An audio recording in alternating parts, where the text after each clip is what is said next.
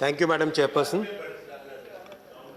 At the outset, I would like to disclose that I have interest in a steel sector company which uses the raw materials from various mines like iron ore, limestone, dolomite, many such minerals. Madam Chairperson, ये बहुत ही महत्वपूर्ण विषय आज सदन के सामने है। ये सरकार, हमारी सरकार एम्प्लॉयमेंट को सबसे मूल फोकस रख के सारी इकोनॉमिक पॉलिसी बनाती है। अगर एम्प्लॉयमेंट को देखें, एम्प्लॉयमेंट जनरेशन के लिए तीन सबसे बड़े सेक्टर्स हैं, कंस्ट्रक्शन, मैन्युफैक्चरिंग और माइनिंग। कंस्ट्रक्शन के लिए बहुत सारी सुविधाएं की गई है जिससे कि पुराने प्रोजेक्ट्स चालू हो सकें। मैन्युफैक्चरिंग के लिए पीएलआई और बहुत सारी स्कीम्स लाई गई हैं, और माइनिंग में किस तरह से एम्प्लॉयमेंट बढ़े उसके लिए ये रिफॉर्म्स लाए गए। ये रिफॉर्म्स बहुत ही महत्वपूर्ण है। जैसा माननीय मंत्री जी ने कहा, माइनिंग सेक्टर में 1,10,00,000 लोग एम्प्लॉयड हैं। देश की जीडीपी का करीब करीब 1.3% माइनिंग सेक्टर से आता है। 2,70,000 करोड़ का जीडीपी माइनिंग सेक्टर से आता है। आज हमारे सामने ये चुनौती है कि किस तरह से इस रोजगार को, किस तरह से इस प्रोडक्शन को डबल कर सकें। अगर प्रोडक्शन को और रोजगार को डबल करना है तो इसके लिए हमें तीन महत्वपूर्ण काम करने पड़ेंगे। पहला, जो एग्जिस्टिंग प्रोजेक्ट्स हैं उन प्रोजेक्ट्स में क्या क्या बाधाएं, क्या दिक्कतें हैं, क्या समस्याएं, उन समस्याओं को दूर करना पड़ेगा। दूसरा, नए प्रोजेक्ट्स किस तरह से आगे आ सके, चालू हो सके, नए प्रोजेक्ट्स में कैसे और ज़्यादा लोग इन्वेस्टमेंट आए, लोगों को रोजगार मिले, प्रोडक्शन बढ़े। और तीसरा, भविष्य के लिए इंटर जनरेशनल इक्विटी को ध्यान में रखते हुए, एनवायरमेंटल कंसर्न्स को ध्यान में रखते हुए किस तरह से एक सस्टेनेबल रोड मैप बने। इन तीनों चीज़ों को ध्यान में रख के ये बिल बनाया गया है, मिनरल रिफॉर्म्स बिल। इस बिल को मेरे वरिष्ठ सांसद महोदय बोल रहे थे कि कोई कंसल्टेशन नहीं हुआ, लेकिन मैसिव कंसल्टेशन, एक्सटेंसिव कंसल्टेशन हुआ है। करीब करीब 1 साल से ऊपर कंसल्टेशन हुआ है। करीब 15 राज्यों ने अपनी ओपिनियंस दिए विभिन्न मुद्दों पे। सारे के सारे मुद्दों को एकदम ट्रांसपेरेंट वे में वेबसाइट पे रखा गया था, सभी राज्यों के साथ डिस्कस किया गया और 4,000 से अधिक ओपिनियंस को कंसिडर करके ये बिल बनाया गया है। ऐसा नहीं कि कंसिडरेशन कंसल्टेशन नहीं हुआ, मैसिव वेरी एक्सटेंसिव कंसल्टेशन के बाद में आज ये बिल इस सदन के सामने है। और बहुत थॉटफुल बिल है, बहुत गहराई में गई हुई है। हर एक एक पॉइंट पे गहराई से सोच विचार करके बनाया गया है। कहीं पर ऐसा कोई नहीं, मैं बहुत विस्तार से किसी भी सदस्य के साथ चर्चा कर सकता हूँ, कहीं पर किसी भी तरीके से राज्यों के अधिकार को लेने की इसमें बात नहीं है। मैं जो 13 रिफॉर्म्स हैं उनके बारे में एक एक करके विषय रखूँगा। सबसे पहला रिफॉर्म है, जैसा कहा मैंने, कि एग्जिस्टिंग माइंस में किस तरह की दिक्कतें आती हैं उनको दूर करना ज़रूरी है। सबसे पहला रिफॉर्म है regarding defining mine as a legal entity. इसकी क्यों ज़रूरत पड़ी? 1957 से ये एक्ट चल रहा था, लेकिन माइन की डेफिनेशन केवल एक फिजिकल एंटिटी की तरह थी, लीगल एंटिटी की तरह नहीं थी। लीगल एंटिटी क्या था? लीज था। लीज क्या है? लीज एक टेम्परेरी चीज़ है।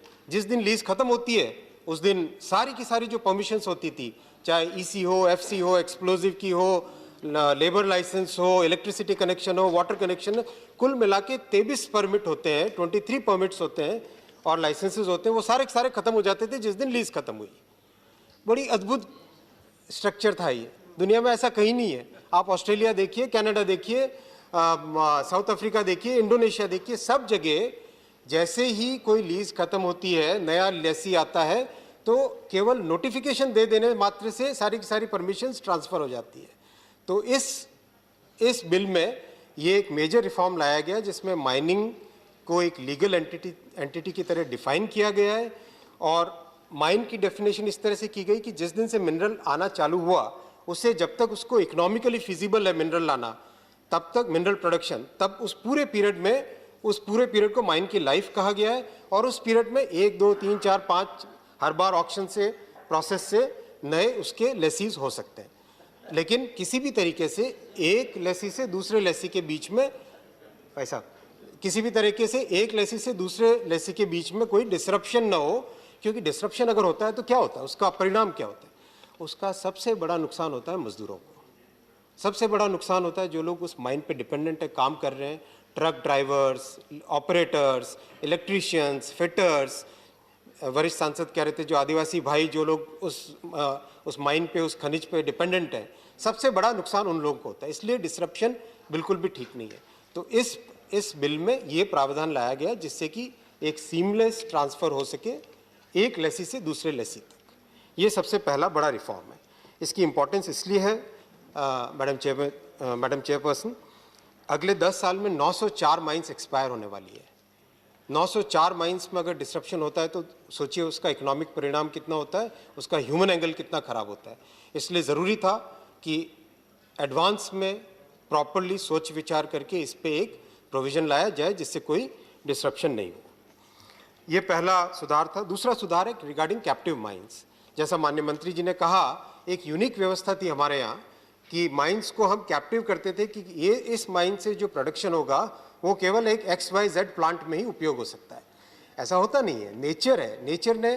नेचर अपने तरीके से कोई भी चीज़, धरती माँ जब हमको खनिज देती है उसमें कई तरह के ग्रेड्स होते हैं, कई तरह के प्रोडक्ट्स होते हैं। मैं एग्जांपल देता हूँ, स्टील अथॉरिटी जो एक गवर्नमेंट का PSU है, मैंने उन क्षेत्रों में काम किया है एज ए सब कलेक्टर और काफ़ी एक्सटेंसिव काम किया उन क्षेत्रों में।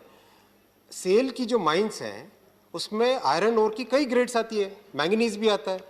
सेल के जो प्लांट है 1950, 60 और 1970 में जो डिज़ाइंड हैं, उन प्लांट्स में केवल लंपी और यानी पत्थर जैसा जो और होता है, बड़ा बड़ा पत्थर जैसा होता है, फाइन पाउडर जैसा नहीं, केवल लंपी और यूज़ कर सकते हैं। तो पाउडर जैसे और का आप क्या करोगे? आप जाइए सुंदरगढ़ के कई एरिया में, पास में झारखंड के कई एरिया में, छत्तीसगढ़ के कई एरियाज़ में बड़े बड़े पहाड़ खड़े हैं फाइन्स के। जब बारिश आती है क्या होता है, वो फाइन्स के पहाड़ों से फाइन्स नीचे बह के आता है, नदी में जाता है, गांव के लोगों को परेशानी होती है। मैं खुद स्वयं मैंने कितनी बार ये समस्या देखी हुई है। तो क्या ऐसा नहीं होना चाहिए कि जो फाइन्स सेल के लिए उपयोग में नहीं आए वो फाइन्स अगर किसी और के उपयोग में आए तो उसको दे दिए जाए? बहुत सीधी सी बात है।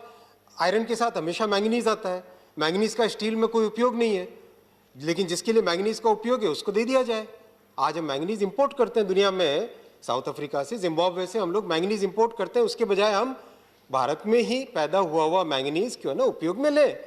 कितनी एक अजीब सी विसंगति थी। इस विसंगति को मैं माननीय मंत्री जी को धन्यवाद देता हूं, उन्होंने इसको पहचाना, इसका अध्ययन किया, हर राज्य को इसके लिए कंसल्ट किया और सभी राज्यों ने इसका सपोर्ट किया। सपोर्ट करने के बाद में आज एक प्रावधान लाए जिसमें कि कैप्टिव माइंस को अलाउ किया गया है कि वो अपने एक्सेस मिनरल्स को सेल कर सकें।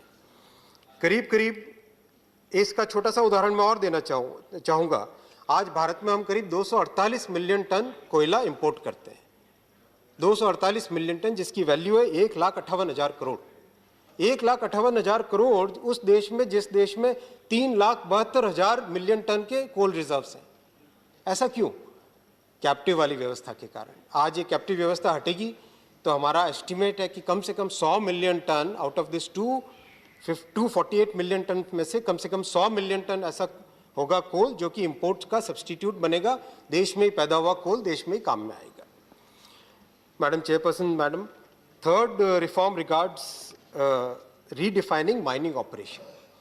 माइनिंग ऑपरेशन की जो डेफिनेशन 1957 से चली आ रही थी, उस डेफिनेशन को बहुत लोग मिसयूज़ कर रहे थे।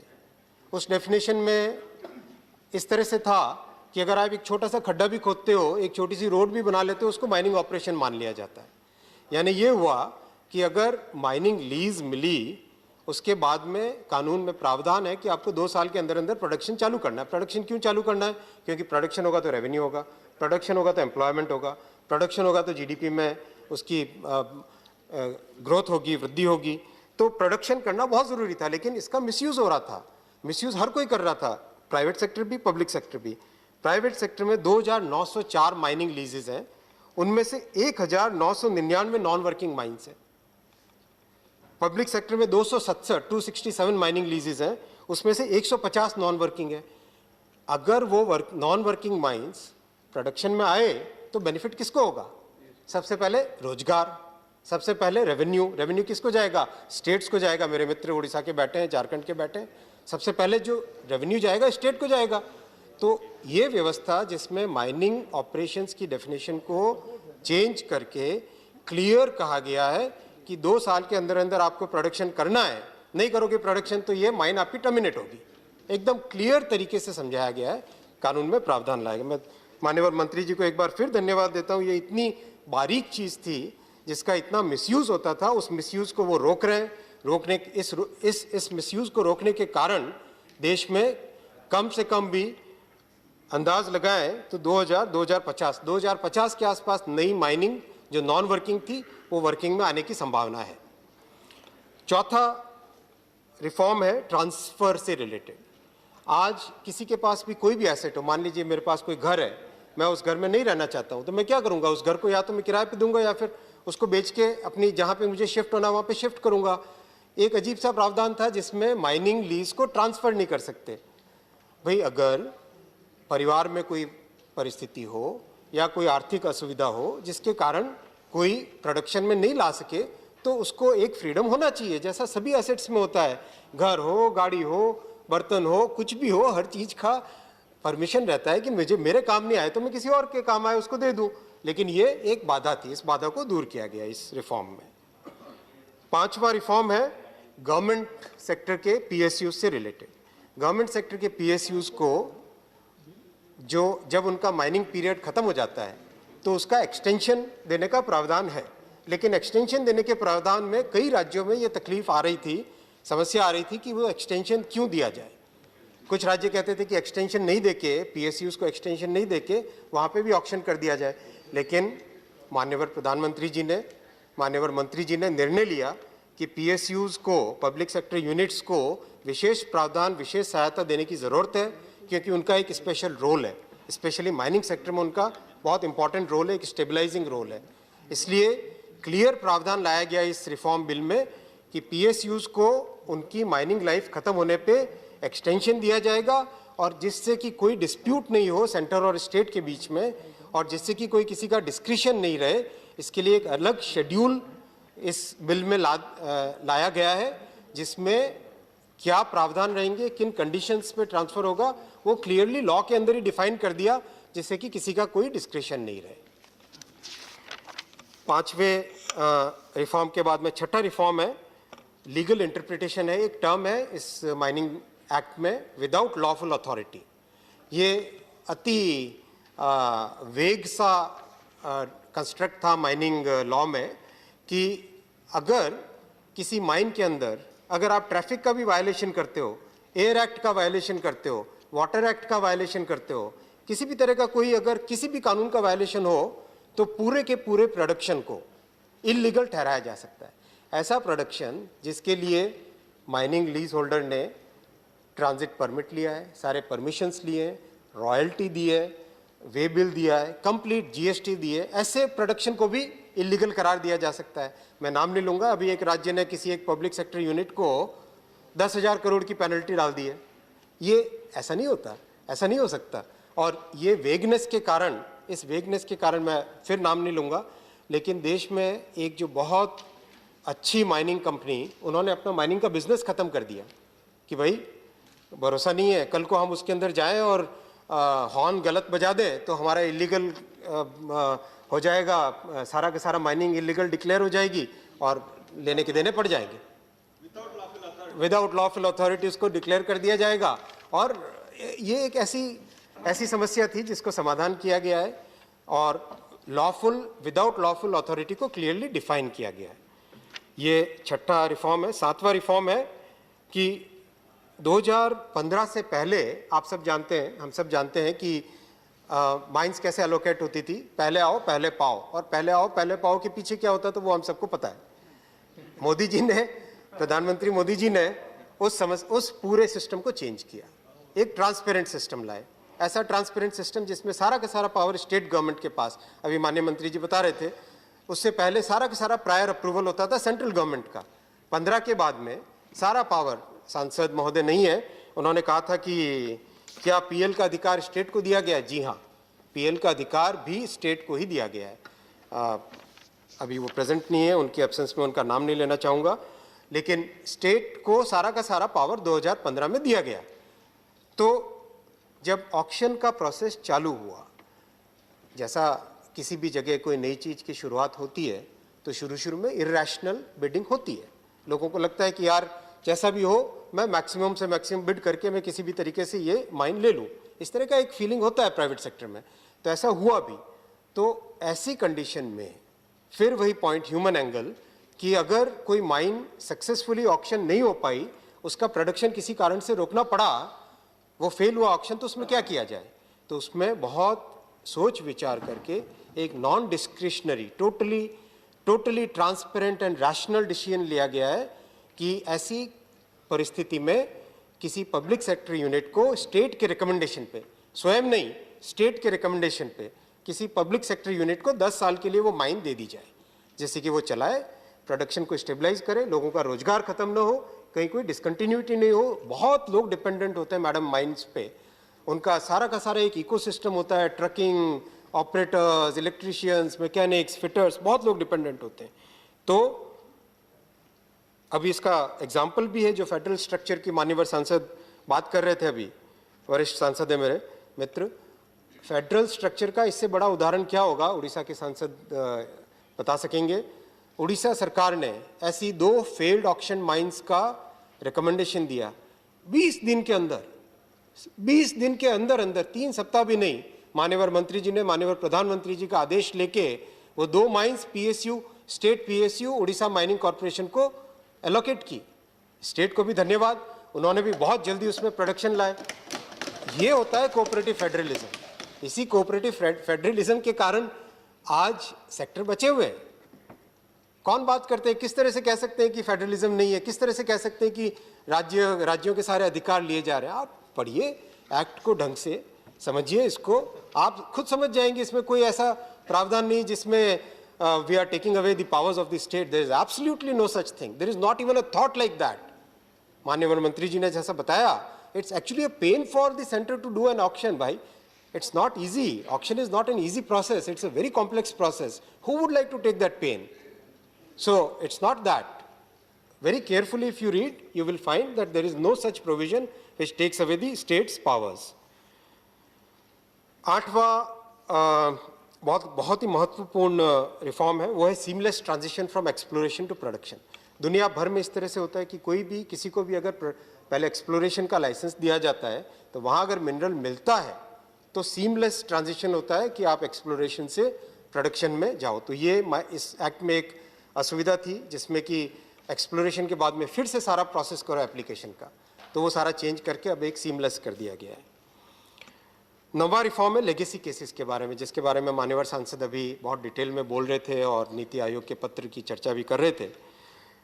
मैडम, 2015 में जब ये डिसाइड हुआ कि हमें एक पहले आओ पहले पाओ वाली व्यवस्था से दूर होकर ट्रांसपेरेंट ऑक्शन सिस्टम में जाना है, तो 3 निर्णय लिए गए थे। पहला निर्णय कि जितनी भी एप्लीकेशंस जिसमें कोई भी अभी तक कोई राइट किसी को दिया नहीं गया है, उसको 11 जनवरी 2015 की मिडनाइट को उन सबको एक्सटिंग्विश किया गया। दूसरी कैटेगरी ऐसी एप्लीकेशंस जो कि थोड़ी थोड़ी आगे प्रोसेस हो चुकी है। मान्यवर सांसद अभी भूल तथ्य दे रहे थे कि एक ऐसी इन 572 केस में हर एक माइन के साथ 400, 200, 300 लोग जुड़े हुए। ऐसा नहीं है, इनमें से किसी की भी एक की भी माइनिंग लीज एग्जीक्यूट नहीं हुई है। जब माइनिंग लीज ही एग्जीक्यूट नहीं हुई तो वहाँ प्रोडक्शन कहाँ से होगा, वहाँ 200-300 लोग कैसे जुड़े होंगे? शायद इनको ये तथ्य जानकारी नहीं होगी, मैं उनका सम्मान करता हूँ। भूपेंद्र जी में केंद्रित है ना वो। तो ऐसा नहीं है, वो जो आरपी से पीएल की तरफ गए हुए थे। अच्छा, कानून में बहुत क्लियर प्रोविजन है, कि आरपी या पीएल की लाइफ मैक्सिमम 5 साल हो सकती है। अभी माननीय मंत्री जी जैसा बता रहे थे, 1980 से भी लोग बैठे हुए हैं एप्लीकेशंस देके या आरपी लेके या पीएल लेके। तो जब इस तरह से कोई प्रेशियस नेचुरल रिसोर्सेज पे बैठे रहेंगे तो रोजगार कैसे जनरेट होगा? लोगों को रोजगार मिलेगा कैसे? इकोनॉमी आगे बढ़ेगी कैसे? क्या ये उचित नहीं है कि हम इस तरह के लेगेसी केसेस को, डिस्प्यूट्स को समाप्त करें, समाप्त करके आगे बढ़ें और फिर जो ट्रांसपेरेंट व्यवस्था हमने सबके लिए सोची है वही ट्रांसपेरेंट व्यवस्था उनके लिए भी लागू की जाए। नीति आयोग ने शुरू में उनको डाउट था, लेकिन वो भी एक बार समझाने के बाद में समझ गए। जब सारे तथ्य उनके सामने रखे गए वो भी समझ गए और हर एक स्टेट ने 14 स्टेट या 15 स्टेट्स ने इसको सपोर्ट किया है। उड़ीसा ने तो पहले अपनी तरफ से लिखा था कि इन दोनों सेक्शंस को आप पूरी तरह से डिलीट कर दीजिए, क्योंकि ये दोनों सेक्शंस एनाक्रोनिस्टिक है। जब एक तरफ हमने ऑक्शन की व्यवस्था लागू कर ली है तो फिर पहले आओ पहले पाओ वाले क्यों ऐसी व्यवस्था रखनी? तो उन्होंने खुद ने लिख के दिया था अपनी तरफ से साल भर पहले। तो ये बहुत ज़रूरी रिफॉर्म था, और इसमें लीगल रिफॉर्म इसलिए ज़रूरी था क्योंकि पक्की बात कुछ लोग कोर्ट जाएंगे, इसको कोर्ट में फैसला होगा, लेकिन हमारी तरफ से कानून में प्रॉपर उसकी व्यवस्था होनी ज़रूरी थी। 10वां रिफॉर्म है रिगार्डिंग द ऑक्शन प्रोसेस। जैसा मान्यवर मंत्री जी ने बताया, 142 माइंस के ब्लॉक्स बना के दिए गए राज्यों को, उसमें से मात्र 7 माइंस के ऑक्शन हुए। 334 माइंस जो एक्सपायर हुई 2020 में मार्च में, उनमें से मात्र 28 केवल 2 राज्यों में, उड़ीसा और कर्नाटक में केवल 2 राज्यों में ऑक्शन हो पाया। बहुत सारे राज्यों ने इनफॉर्मली कहा है कि हमारे यहाँ कैपेबिलिटी नहीं है ऑक्शन करने की, it's a very complex process, आप ये कैपेबिलिटी एक जगह डेवलप करो, आप ऑक्शन करो, ऑक्शन करके लीज हमको दे दो, हम एग्जीक्यूट करेंगे, रेवेन्यू हम लेंगे, रेवेन्यू शेयर हम लेंगे, रॉयल्टी हम लेंगे, लेकिन आप जो ऑक्शन का पेन है वो ऑक्शन का पेन आप हमारे साथ शेयर करो। ऐसा इनफॉर्मली कई स्टेट्स ने बोला है। उसके बाद में भी ये पेन सेंटर में हम नहीं लेना चाहते थे, माननीय मंत्री जी ने स्पष्ट किया है, लेकिन फिर भी ये लिया गया, और लेके इसमें भी विशेष ध्यान रखा गया कि लीगल ड्राफ्टिंग में उड़ीसा से बहुत क्लियर आया था कि आप कंसल्टेशन वर्ड को कानून में ही रखिए, उसको आप रूल्स पे मत छोड़िए, उसको आप इंटेंट को मत, किसी के इंटेंट पे मत छोड़िए, कानून में ही क्लियरली डिफाइन कीजिए। मैं धन्यवाद देता हूं माननीय मंत्री जी को, माननीय प्रधानमंत्री जी को, उन्होंने लीगल ड्राफ्टिंग पूरी चेंज की और कंसल्टेशन वर्ड को कानून में ही लाए, बिल में ही लाए, जैसे कि कल को कोई उस पर कोई डिस्प्यूट न कर सके और कोई उसको बदलाव न कर सके। जब सोच ऐसी है कि किस तरह से राज्य और केंद्र साथ चले, किस तरह से दोनों का विकास हो। भाई अगर कोई भी प्रोजेक्ट होता है तो कोई सेंटर में होता है क्या? सेंटर क्या है? सेंटर तो एक कॉन्सेप्ट है। एक स्कूल बनती है, कहाँ बनती है स्कूल बनती है किसी न किसी गांव में। गांव कहाँ होता है? पंचायत में। पंचायत कहाँ होती है? डिस्ट्रिक्ट में। डिस्ट्रिक्ट कहाँ होती है? राज्य में। तो जो होता है वो तो सब राज्य में ही होता है ना। अल्टीमेटली जो भी डेवलपमेंट होता है वो तो अल्टीमेटली राज्य में ही होता है। तो ये सोच नहीं है कि कोई सेंट्रलाइज किया जाए, राज्यों के अधिकार लेने का कोई भी मानसिकता नहीं है, ये स्पष्ट जान लीजिए। मैं ऑक्शन के प्रोसेस में बदलाव, जिसमें कि centre after consultation with the state उसको ऑक्शन कर सके, 11 स्टेट्स ने उसको सपोर्ट किया है। 11 स्टेट्स ने, केवल एक स्टेट ने अपोज किया है, 11 स्टेट्स ने उसको सपोर्ट किया। ऐसा नहीं है कि कंसल्टेशन नहीं हुआ है। 11वां रिफॉर्म है madam, power to direct for proper use of DMF. DMF के फंड्स छोटे फंड्स नहीं है। उड़ीसा जैसे राज्य में 11,984 करोड़ डीएमएफ फंड्स हैं। छत्तीसगढ़ में 6,329 करोड़ के फंड्स हैं। झारखंड में 6,533 करोड़ के फंड्स हैं। टोटल 45,000 एंड ऑड करोड़ के डीएमएफ फंड्स हैं।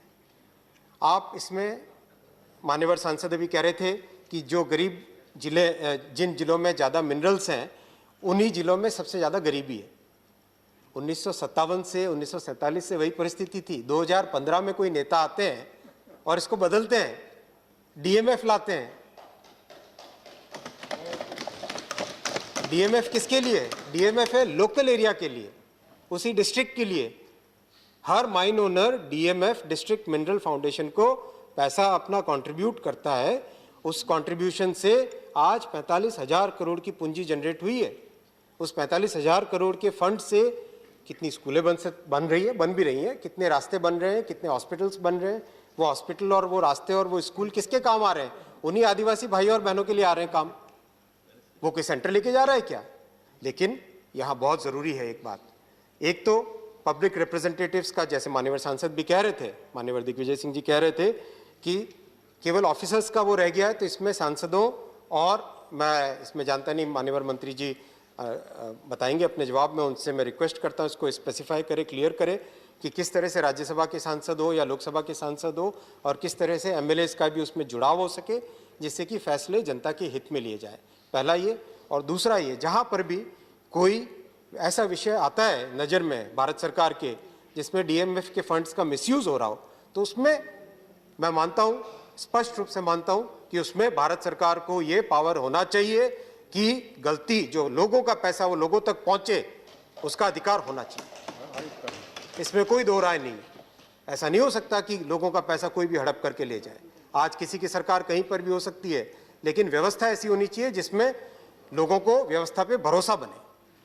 ये दोनों रिफॉर्म इसमें डीएमएफ के बारे में लाए गए। इसमें कहीं कोई राज्यों के अधिकार लेने की बात नहीं है, केवल डायरेक्शन देने का अधिकार है। वो डायरेक्शन भी एकदम स्पेसिफाई किया गया है, कहीं पर कोई उसमें दो राय नहीं होनी चाहिए।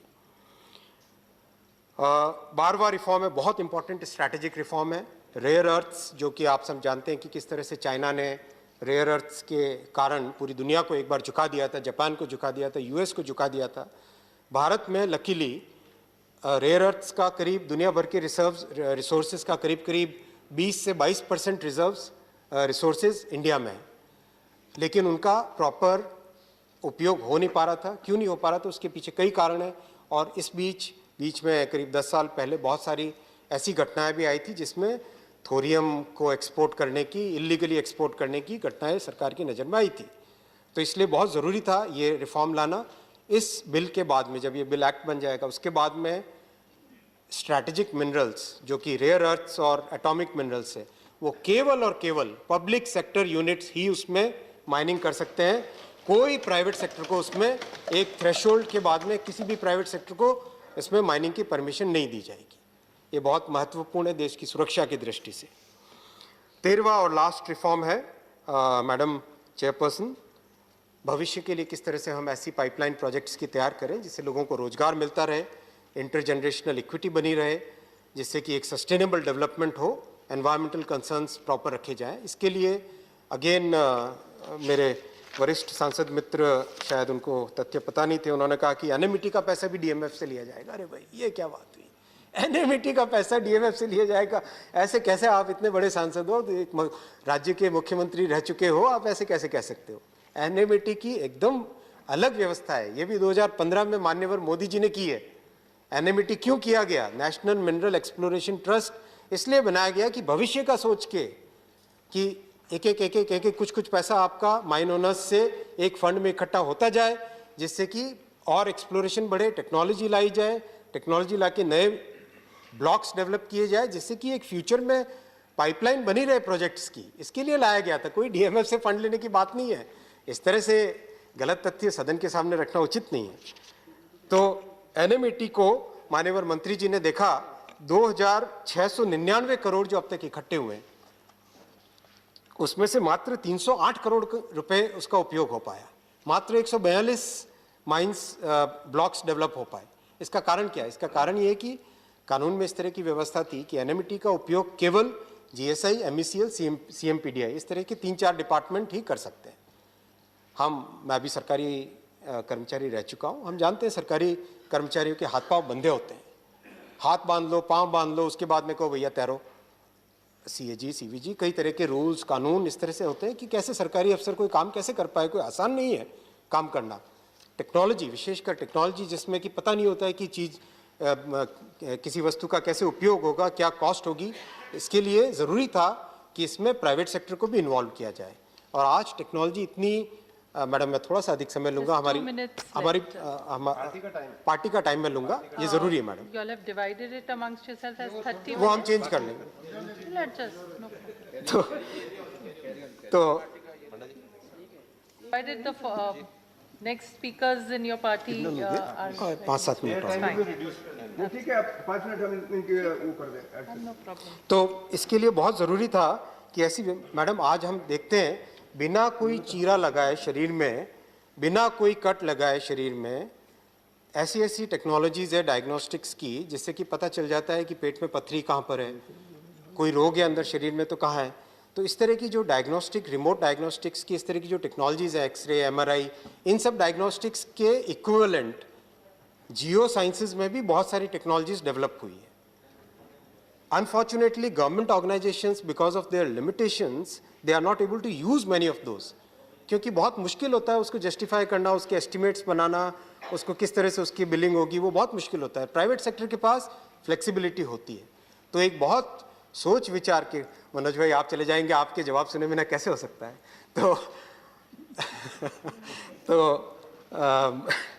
तो इसीलिए माननीय मंत्री जी ने बहुत सोच विचार करके एक सुविचारित तरीके से एनएमईटी को ऑटोनोमस बॉडी बनाने का निर्णय लिया है। और उसमें किस तरह से प्राइवेट सेक्टर और विशेषकर टेक्नोलॉजी इंटेंसिव एक्सप्लोरेशन को डेवलप किया जाए, वो उन्होंने इसमें व्यवस्था की है। तो ये 13 रिफॉर्म्स आज हमारे सामने हैं। मैडम चेयरपर्सन, भारत में किस मिनरल का पोटेंशियल नहीं है? हर मिनरल है। आयरन ओर 22,000 मिलियन टन, जो कि अगले 100-150 साल तक हमारे लिए सफिशिएंट है। कोल 3,26,000 मिलियन टन, 200 साल, 300 साल, 400 साल भी खत्म ना हो। Chrome 340 million ton, gold 505 million ton, यानी 50 करोड़ टन, तोले नहीं टन, इतना गोल्ड, सिल्वर, डायमंड्स सब के सब है। लेकिन एक ऐसी व्यवस्था थी जिस व्यवस्था को बदलाव करना बहुत ज़रूरी था, जिससे कि ये सारे रिसोर्सेज अनलॉक हो सके, और अनलॉक होके इसका जो ह्यूमन एंगल है, एम्प्लॉयमेंट जनरेट हो सके, लोगों को ज़्यादा से ज़्यादा रोजगार मिले, ये व्यवस्था इस रिफॉर्म में लाई गई है। मैडम चेयरपर्सन, मैं लास्ट पॉइंट मेरे उड़ीसा के संबंधित बोलूँगा। भगवान जगन्नाथ ने बहुत आशीर्वाद दिया है उड़ीसा को। हर तरह के रिसोर्सेज हैं, सबसे बड़े रिसोर्सेज है ह्यूमन रिसोर्सेज। 4.5 करोड़ उड़िया लोग, उड़िया मेरे भाई और बहन, जो कि अति मेहनती, अति टैलेंटेड हैं, आज उनके टैलेंट को नेचुरल रिसोर्सेज के साथ जोड़ा जाए। 480 किलोमीटर हमारी कोस्ट लाइन है, रिवर्स हैं, सफिशिएंट लैंड है, टैलेंटेड लोग हैं, हार्डवर्किंग लोग हैं। अगर जोड़ा जाए तो उड़ीसा बड़े आराम से 1 करोड़ एम्प्लॉयमेंट जनरेट कर सकता है। मैं वही विजन आपके सामने रखना चाहता हूं और निवेदन करूंगा मेरे सांसद मित्रों के थ्रू के जरिए कि आप स्टेट गवर्नमेंट को रिक्वेस्ट करें कि ये सब कानून इस तरह की व्यवस्था लाए। अगर हम आयरन और कोल को यूज़ करेंगे, 100 मिलियन टन स्टील हम बना सकते हैं, 5 लाख करोड़ का इन्वेस्टमेंट ला सकते हैं। बॉक्साइट और कोल यूज़ करते हैं अगर, तो विश्व में 50 मिलियन टन बनता है टोटल एल्यूमिनियम, 10 मिलियन टन हम ओडिशा में कर सकते हैं। It's a huge achievement, it can be a very big achievement. 50,000 crore का इन्वेस्टमेंट ला सकते हैं। बीच सैंड यूज़ करें, 10 मिलियन टन के रेयर अर्थ्स ले सकते हैं। कोल यूज़ करके देश भर का पावर का रिक्वायरमेंट सिर्फ एक अकेले उड़ीसा से और पड़ोस के राज्य झारखंड और छत्तीसगढ़ से कर सकते हैं। हम 10 लाख करोड़ के इन्वेस्टमेंट उड़ीसा में ला सकते हैं। माननीय प्रधानमंत्री जी का विजन है, पूर्वोदय होगा तो राष्ट्रोदय होगा। तो पूर्वोदय के लिए हमें हमारे ह्यूमन रिसोर्सेज और नेचुरल रिसोर्सेज को जोड़ना पड़ेगा, और ये बिल इसी जोड़ने की कड़ी में एक बहुत महत्वपूर्ण बिल है। मैं धन्यवाद देता हूँ ऑनरेबल मिनिस्टर साहब को। श्री प्रहलाद जी जोशी जी ने बहुत इसमें एक सॉलिड, रॉक सॉलिड सपोर्ट दिया अपनी टीम को। टीम बैठी है यहाँ पे, कितनी दिक्कतें आई, कितनी प्रॉब्लम्स आई, किस तरह की लॉबीज़ ने काम किया, मुझे पता है कैसे अप्स एंड डाउन्स हुए। 1.5 साल लगा है इस बिल को इस परिस्थिति में लाने में, 1.5 साल लगा है। मैं धन्यवाद देता हूँ माननीय मंत्री जी को, रॉक सॉलिड सपोर्ट दिया है, फौलाद की तरह, चट्टान की तरह वो सबके साथ जुड़े रहे। मैं माननीय प्रधानमंत्री जी को धन्यवाद देता हूँ। एकदम क्लियर विजन कि जो रोजगार पैदा करता है वो पॉलिसी हमको लानी है, चाहे कुछ भी कोई विरोध करे, कुछ भी करे, जहाँ रोजगार पैदा होता है वो इकोनॉमिक पॉलिसी हमारे लिए सबसे पहली पॉलिसी है। तो ये बिल इसी विजन की एक उपलब्धि है। मैं सभी सांसद बंधुओं से निवेदन करूंगा यूनानिमसली पास करें, देश के लिए बहुत अच्छा है। विशेषकर सदन के उस हिस्से में बैठे मेरे मित्र और इस हिस्से में बैठे मित्र, बहुत धन्यवाद।